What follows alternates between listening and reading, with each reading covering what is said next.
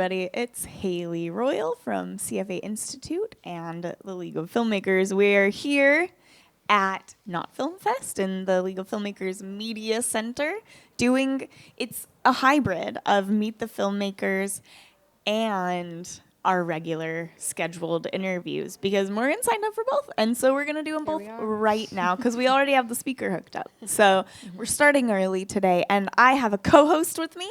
It's Grace. You guys recognize Grace. I've been around. Yeah. Usually she's in this chair, but today... I think I like it better over here. Yeah, a little less pressure. Well, that chair's just so far back that I'm like... Yeah, I feel now like I have company. So. maybe I'm like back in a cave. Yeah, I'm not as alone over here, so it's nice. And we are joined by filmmaker Morgan Gruer of Fire at Will. Hey, Morgan. Hey, guys. Thanks for stopping by. Of course. Happy to be here. I know we talk about it every time I see you, but you're doing something new with the scarf right now, My head which scarf. is you it's have amazing. a few bangs out in the front.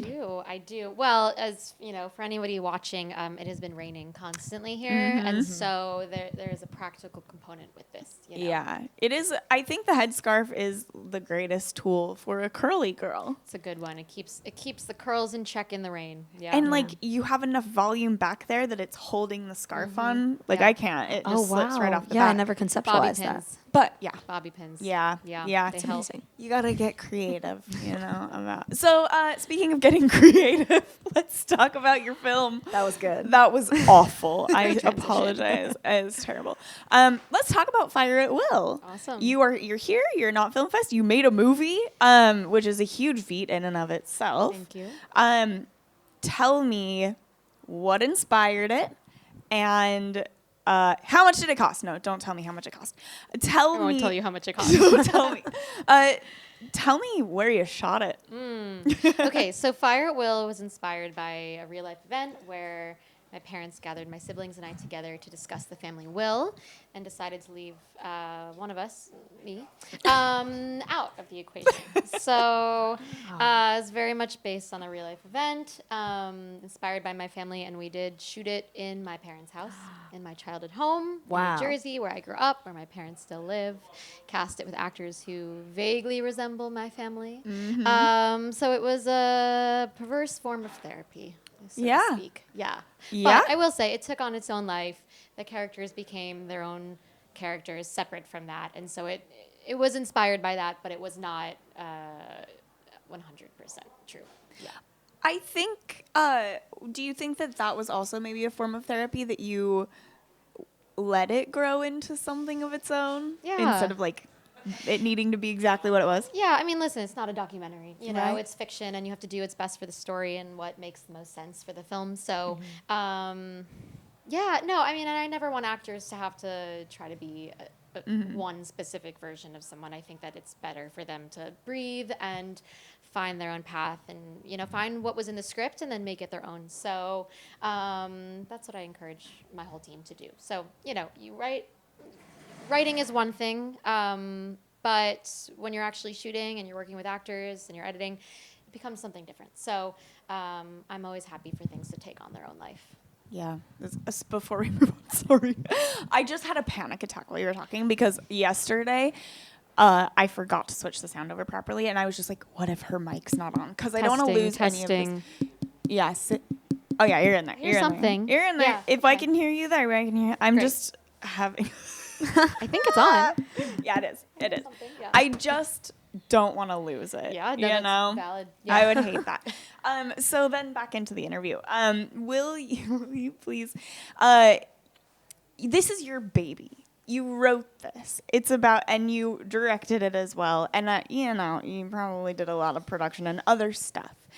Would you tell me about your process and your journey of pulling it together from just, I'm going to sit down and write this, and now we're here, and there are people involved and things involved. Tell me about it. Yes, take me for a little walk. Okay. Okay. So the idea for this started when the real life event happened. In real life, my parents gathered my siblings and I together, but it was on a Zoom call. It was not at a dinner table. And so the whole time the real life situation was happening, I thought this would make a great story. So I was actually taking notes on the side, just Isn't that While it was wild? Like, happening in real life. It's such a weird way to Wow. live Yeah. as like an artist when Yeah. you are like, this is happening to me and this sucks, but it would make a great But story. also- I want to interrupt with a mini question. Yes. Did anybody like that knows your family see this film yet and kind of like see the parallels and be like, oh my God, that's so her, or that's so yeah. him? Wow. Oh, yeah. Yeah. Yeah, we premiered at Tribeca, and Uh-huh. we shot it in New Jersey, New York, but like the whole cast and crew was New York based, and so Okay. at the Tribeca premiere, we were able to get really like everyone I've ever known come through. Yeah. So a lot of people came, and if you know my family, there were a lot of similarities. But if Amazing. you don't know my family, then I think people are still able to put themselves in For their sure. shoes and relate with their own versions of what that means to them. Amazing. Yeah. Back to Hayes' question. What was the question again? yes. Scrap. I wanted to go on a journey after you wrote everything. What happened next? Yes. You're ready. Yes. Yeah. Yes. So I took notes on the Zoom call. I thought this had to be made into a story, and honestly, pretty quickly after that, adapted it into a script. Went through a bunch of rounds of what that script looked like, and wanted to shoot it fairly quickly. So within a year after I wrote the script, we shot it. Went out for funding. Casting really took a while to get the right cast. We wanted to make sure that people not only looked like a family, but energetically felt aligned and felt like a family. So we went through many rounds of casting and chemistry reads to get that right fit. And then, pulled the team together. I have a production background in commercials, music videos, so I've worked with a lot of different crew before. Some people I'd worked with, some were new. But so I had that background where, in music videos and commercials, projects come together really fast. Yeah. So I'm sort of used to things like, okay, you have the script, let's go. Let's make it. Let's figure it out. So I had that mentality, and within a year, which was a little bit longer than actually I intended, but within a year we shot it and then edited it for a couple months and premiered a year after shooting. So it was about a 2-year process. in Yeah. total. Yeah. Yeah. Wow. Okay. So now you premiered at Tribeca, and that's amazing, and congratulations.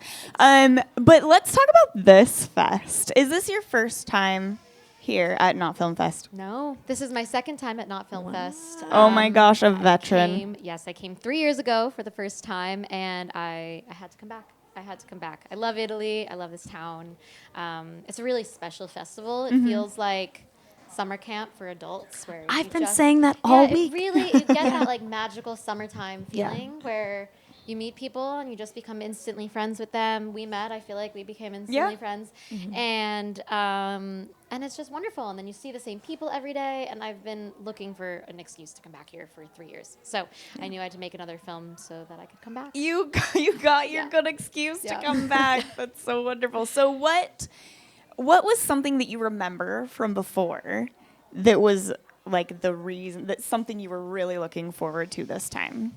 I mean, besides the food, and the beautiful city, beautiful location, is really the people, honestly. The last time I came by myself. I knew absolutely nobody, and I left with just like a whole new army of friends and community and people that I stayed in touch with really for the last 3 years. And one of the producers of my film, Fire at Will, Nikki Smith, she worked on Fire at Will as well. And we met at Not Film Festival. Oh my gosh. 4 years ago. Wow. Yeah. Well, I just said in our last interview, like when you go internationally to like little like film festivals like this, where people are coming from everywhere, right? Like you meet people who are willing to travel for art, and people who it's like the same type of thought process, and they're the people you want to collaborate with.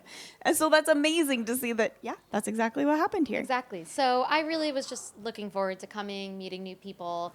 There were people that I knew returning, but also I knew that I would make new friends. And it's just a really special environment. And Gio and Alize like put together such a warm group of people and really great curation. And it's just fun. It's just really fun. Yeah. Do you have any hot tips, like something people should bring, shouldn't bring, should remember to do or not? You should remember to drink water. I feel like here you drink a lot more Prosecco. Yeah. It's a lot of and wine. spritz than water.